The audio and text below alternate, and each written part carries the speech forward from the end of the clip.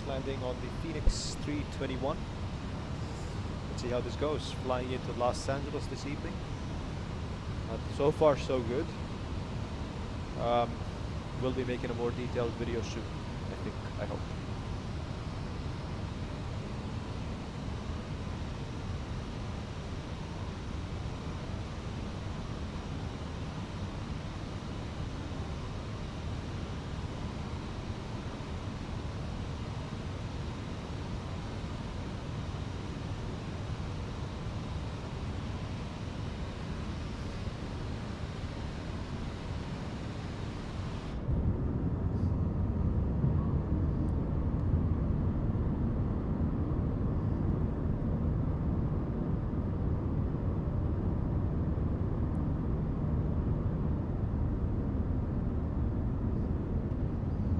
Those stratus clouds look absolutely insane.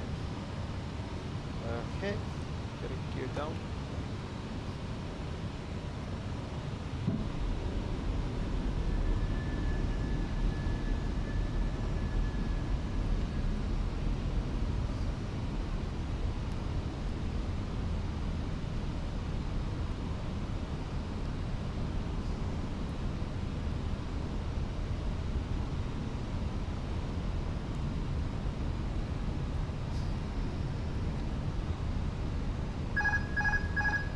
Well, thanks to Microsoft Flight Simulator, we have some useless bindings here that I need to delete.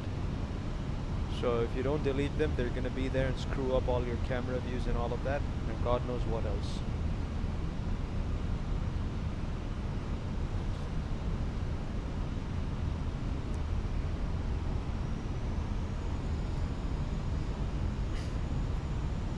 It flies really similar to 2020 thus far in the air. On the ground it feels a little different. I want to check how the braking performance is. MSFS 2020 by far has the better ground friction model that I've seen thus far. I want to see how this one specifically integrates into the 2024's new ground effect and ground friction model. Let's see. 1,000. Okay, 1,000 feet, stable. The landing is all green. We have flaps full.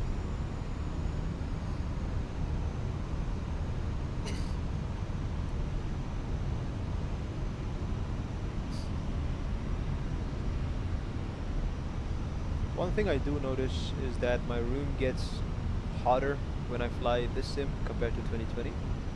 I don't know why. I don't have enough data to say that definitively, but that seems to be the case, at least for now. So I will be flying more and come into a conclusion.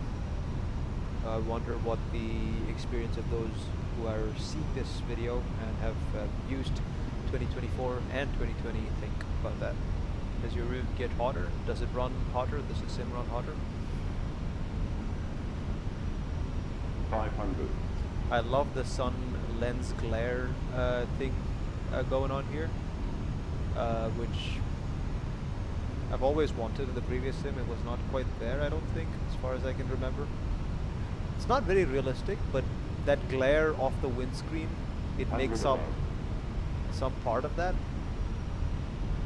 So the scratches on the windscreen should scatter some of the light rays, but since we don't have that, this is a decent enough substitute, I guess.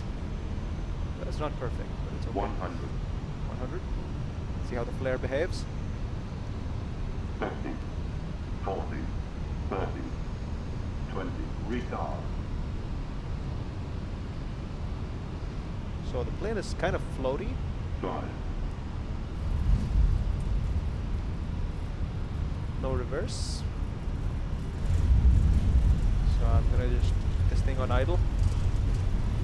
Roll it out. So reverse thrust is not set yet.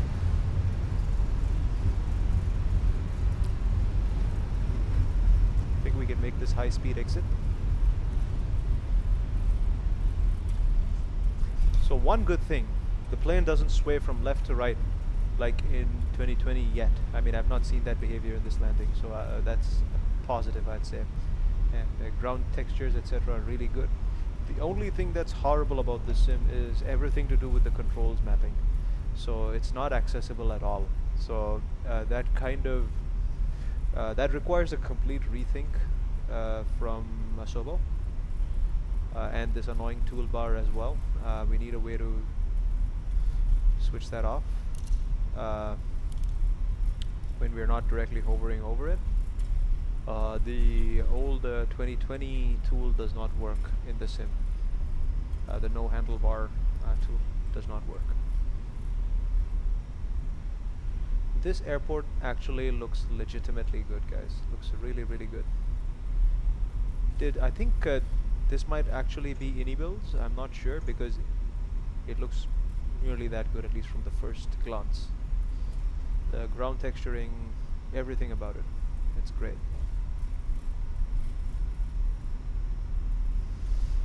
The other default airports which do not have this kind of handcrafted scenery are still not up to snuff. They should perhaps do it something similar to what X-Plane has. You know, the taxiway ground markings and everything are very lacking. You can have kind of simple buildings, but good jetways with simple looking buildings and excellent ground markings. That's what default airports need. We don't need all of those complex airport terminal design. Get the power up a little bit.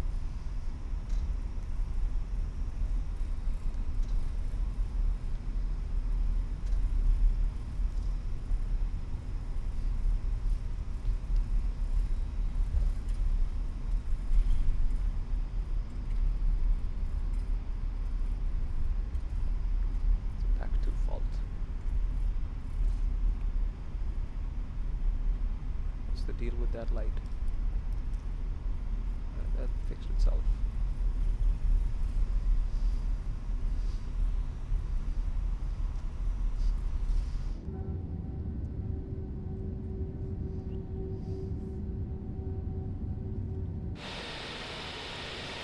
Look at how nice this feels, guys.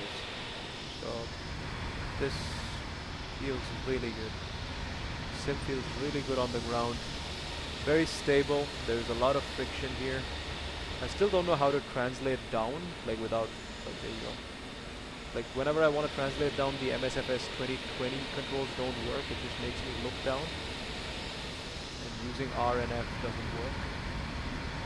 So those controls are definitely something of a learning curve. So if you've had a sim that people have been using for 4 years, it is best to integrate the new sim with whatever new functionality you have to work with what people are already used to in the old sim.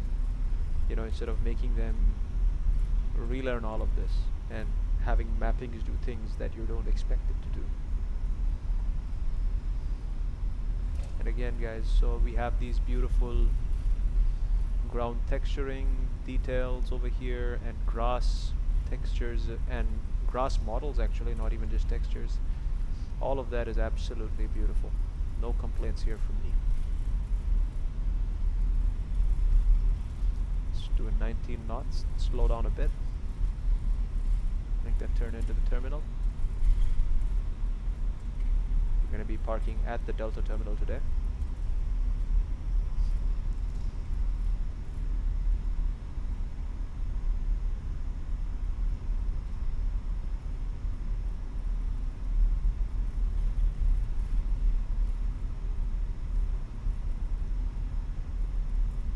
So my impressions on the landing, it felt a tad floaty. I need to do more landings to see if that's a consistent behavior, but it did feel a tad floaty. So another thing that Asobo needs to work on is figure out a way to bring these taxiway markings more consistent. See, they're popping in and out, which kind of takes away from the immersion. So you need to increase the LOD for these objects. You know, even if it might eat into CPU, we can sacrifice LOD outside in the terrain, outside the airport when you're on the ground inside the airport, and let us have good LOD of objects in the airport.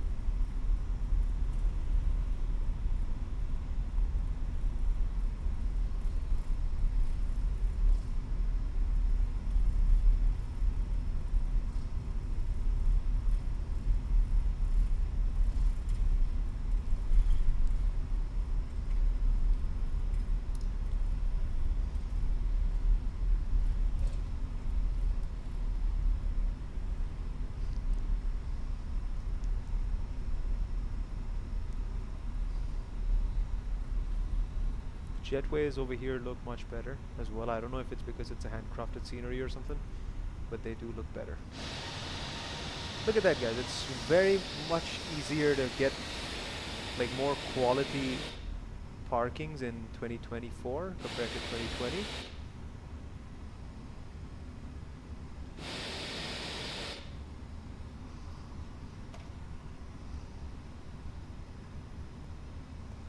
Let's see if I can actually connect the jetway, because I was not able to in the previous oh, now I am. Okay. So jetway connection is possible.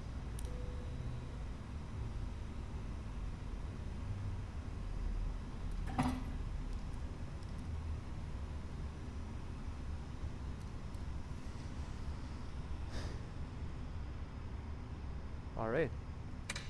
So that is it for our landing. Let's look at how quality the jetway connection with the airplane is. Okay, this is a bit slow. I need to figure out a way to bind my controls such that I can increase and decrease the speed. Let me just go here. Open door 1 left. I think that's where it's connected. No! Oh, that's unfortunate. Okay, so it does not connect to the jetway. Okay, that's kind of bugged. Well, that is gonna be it, guys. I don't want you to record this video with passengers just walking out with... Look at that.